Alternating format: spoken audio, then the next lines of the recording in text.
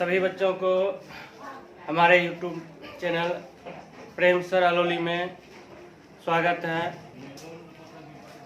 पिछले क्लास में हम लोगों ने वन्य जीवों के संरक्षण के लिए जो संरक्षित क्षेत्र बनाए गए थे उसके बारे में अध्ययन किए थे।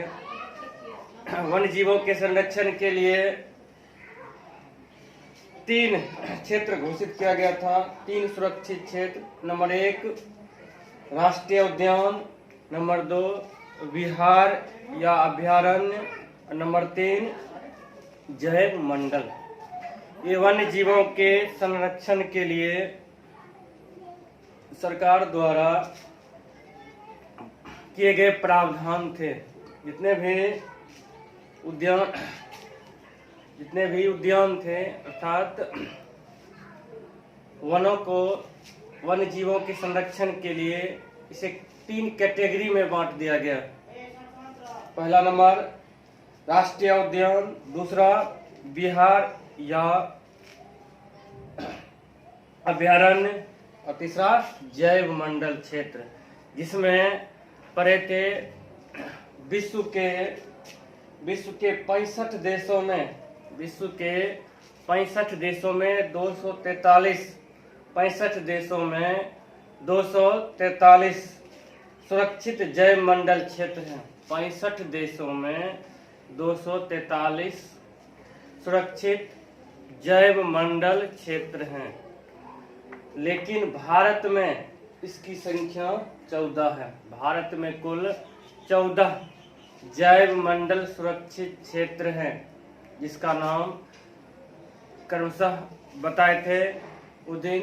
कुल मिलाकर 14 जैव मंडल सुरक्षित क्षेत्र सरकार द्वारा घोषित किए गए हैं।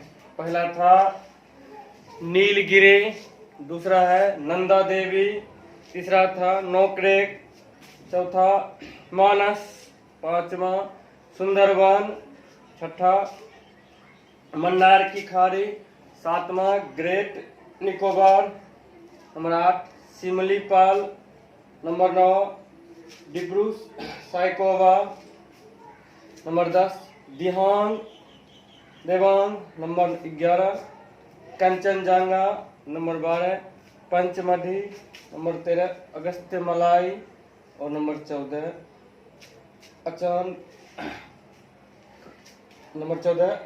अचान कमार अमरकंटक जैव मंडल सुरक्षित क्षेत्र। ये कुल मिलाकर भारत में 14 सुरक्षित जैव मंडल क्षेत्र थे, जबकि विश्व में विश्व के 65 देशों में 243 जैव मंडल क्षेत्र है, जिसमें भारत में इनकी संख्या 14 है। ये था सुरक्षित क्षेत्र वन्य जीवों के संरक्षण के लिए। इसके अलावे भी वन्य जीवों के संरक्षण के लिए या सुरक्षा के लिए सरकार द्वारा कुछ कानून का निर्माण किया गया। सरकार द्वारा कुछ कानून का निर्माण किया गया या कुछ कानून का प्रावधान किया गया है। इसमें 2 कानून निम्नलिखित है। नंबर 1 अंतर्राष्ट्रीय नियम, नंबर 2 राष्ट्रीय कानून। अंतर्राष्ट्रीय नियम और राष्ट्रीय कानून। अंतर्राष्ट्रीय नियम और नंबर 2 राष्ट्रीय कानून। वन्य जीवों के संरक्षण के लिए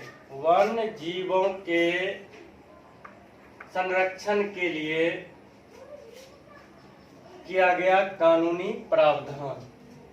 वन्य जीवों के संरक्षण के लिए किया गया कानूनी प्रावधान। नंबर 1 अंतर्राष्ट्रीय नियम।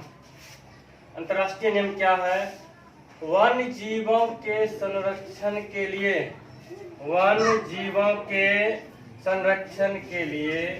2 या 2 से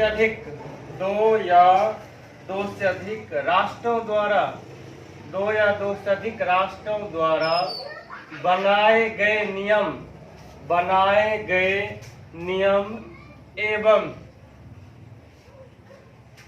कानूनी प्रावधान को कानूनी प्रावधान को अंतर्राष्ट्रीय नियम कहते हैं। कानूनी प्रावधान को अंतर्राष्ट्रीय नियम कहते हैं।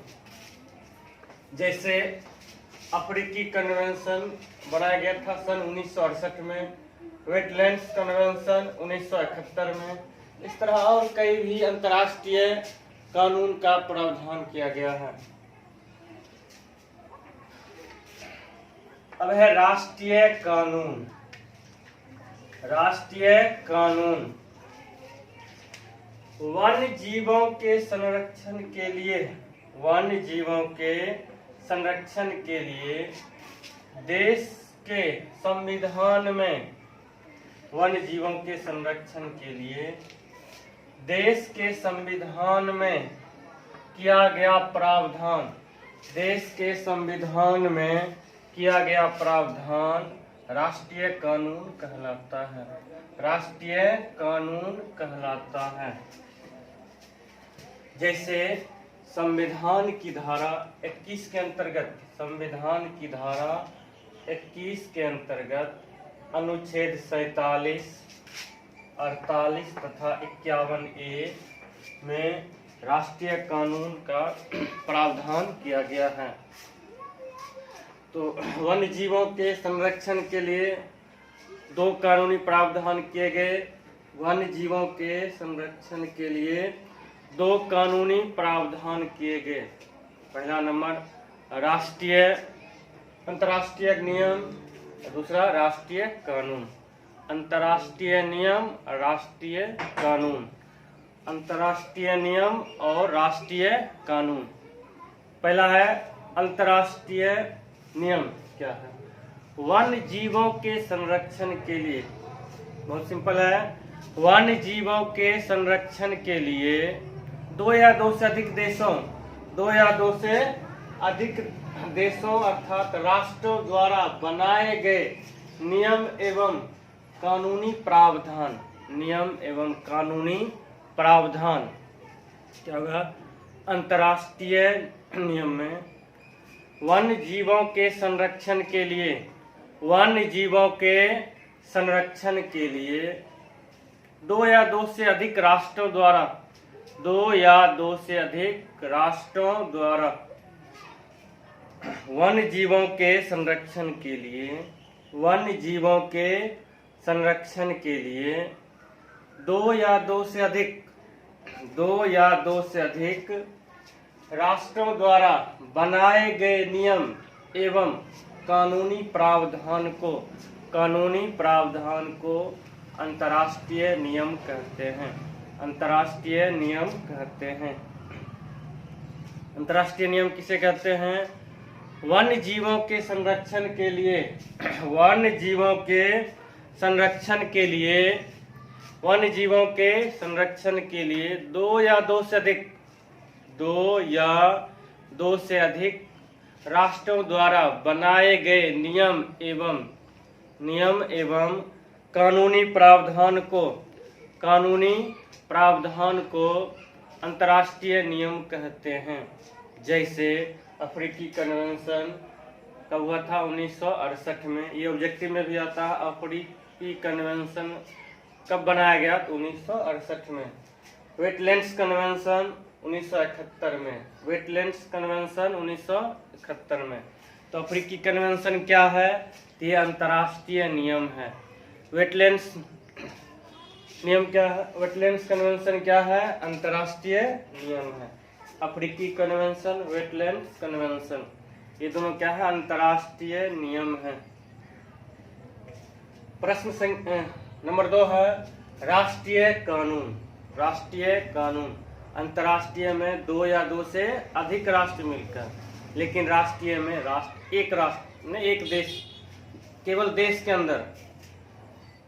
तो वन्य जीवों के संरक्षण के लिए, वन्य जीवों के संरक्षण के लिए देश के संविधान में किया गया प्रावधान, वन्य जीवों के संरक्षण के लिए देश के संविधान में किया गया प्रावधान राष्ट्रीय कानून कहलाता है। राष्ट्रीय कानून कहलाता है। राष्ट्रीय कानून किसे कहेंगे? वन्य जीवों के संरक्षण के लिए देश के संविधान में किया गया प्रावधान राष्ट्रीय कानून कहलाता है। जैसे संविधान की धारा 21 के अंतर्गत अनुच्छेद 47, 48 तथा 51A वन्य जीवों के संरक्षण के लिए प्रावधान किया गया है। तो समझ गए, वन्य जीवों के संरक्षण के लिए 2 कानून बनाए गए, 2 कानूनी प्रावधान हैं, अंतर्राष्ट्रीय नियम और राष्ट्रीय कानून। अंतर्राष्ट्रीय नियम और राष्ट्रीय कानून। अंतर्राष्ट्रीय नियम क्या है? वन्य जीवों के संरक्षण के लिए 2 या 2 से अधिक राष्ट्रों द्वारा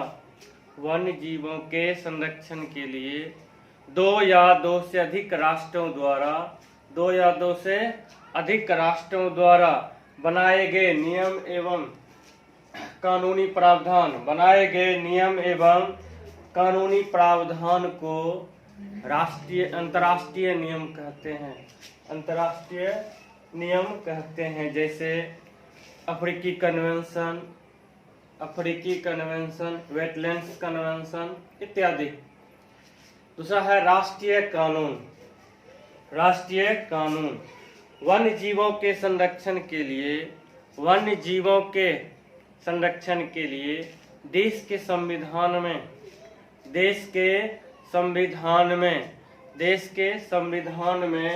किया गया प्रावधान राष्ट्रीय कानून कहलाता है। जैसे भारतीय संविधान की धारा 21 के अंतर्गत अनुच्छेद 47, 48 तथा 51 ये राष्ट्रीय कानून प्रदर्शित किया गया है। अब है जैव विविधता। क्या है जैव विविधता? वह भूमंडल जहाँ सूक्ष्म जीवाणु बैक्टीरिया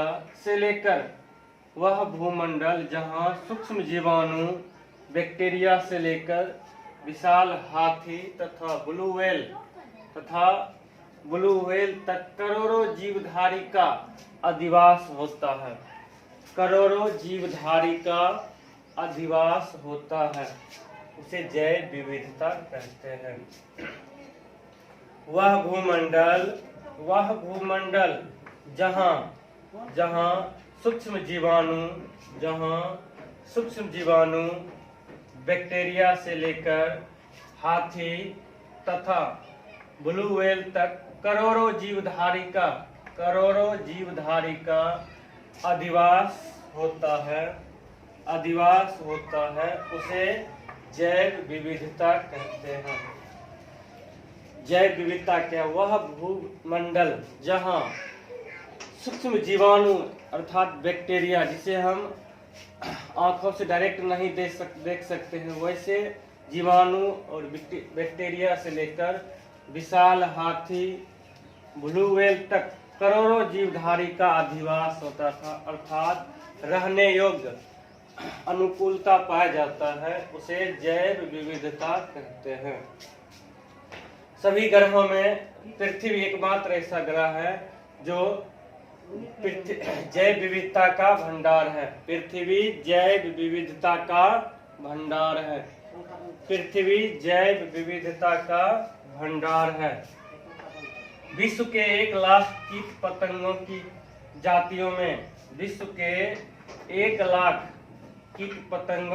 जातियों में 60,000 जातियां केवल भारत में पाई जाती हैं। 1 लाख कीट पतंगों की जातियों में भारत में 60,000 जातियां पाई जाती हैं। इसके अलावा 4100 मछलियों की प्रजाति में 1693 प्रजातियां भारत में पाई जाती है। 1693 प्रजातियां भारत में पाई जाती है। इसके अलावा 9000 पक्षियों की जातियों में 9000 पक्षियों की जातियों में 1200 जातियां भारत में पाई जाती हैं। इसके अलावा 136 प्रकार की फसलों की प्रजातियां तथा 320 प्रकार की वन अर्थात वृक्ष की प्रजातियां भारत में पाई जाती है। तो पृथ्वी जैव विविधता का विशाल भंडार माना जाता है।